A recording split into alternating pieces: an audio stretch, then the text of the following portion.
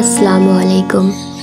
আজ আমি তৈরি করেছিলাম গরিবের ফ্রেঞ্চ ফ্রাই, তাই ভাবলাম রেসিপিটা শেয়ার করি।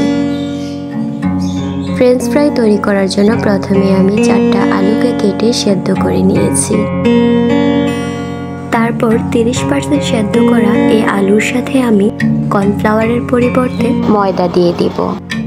কর্নফ্লাওয়ারের পরিবর্তে ময়দা অ্যাড করার কারণে আজ আমি ফ্রেঞ্চ ফ্রাইয়ের নাম দিয়েছি গরিবের ফ্রেঞ্চ ফ্রাই। তারপর এর সাথে আমি একটি ডিম অ্যাড করে দিব।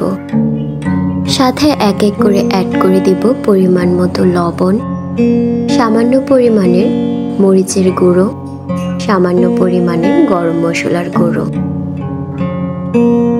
তারপর সবগুলো উপকরণকে একসাথে ভালোভাবে হাতের সাহায্যে আমি মিশিয়ে নিব।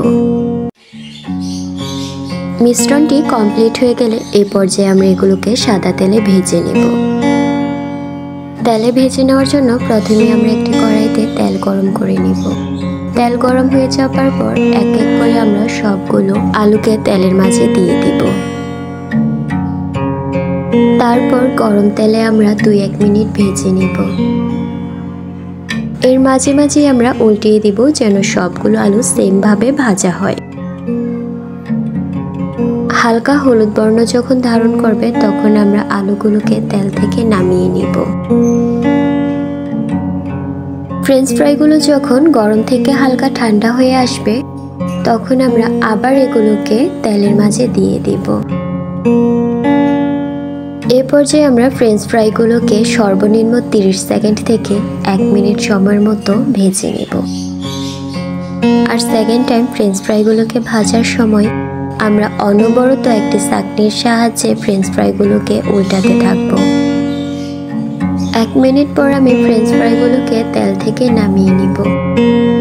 এ পর্যায়ে একটি ম্যাগি মশলা আমি ফ্রেঞ্চ ফ্রাইগুলোর উপর থেকে অ্যাড করে দেব। তারপর ফ্রেঞ্চ ফ্রাইগুলোকে আমি মশলার সাথে ভালোভাবে মিশিয়ে নিব। মিশানো কমপ্লিট হলে তৈরি হয়ে যাবে আমাদের গরিবের ফ্রেঞ্চ ফ্রাই। ভিডিওটি যদি ভালো লেগে থাকে তাহলে অবশ্যই লাইক, কমেন্ট অ্যান্ড শেয়ার করে দিবে। এতটা সময় আমার সাথে থেকে পুরো ভিডিওটি দেখার জন্য তোমাদের সবাইকে অসংখ্য ধন্যবাদ।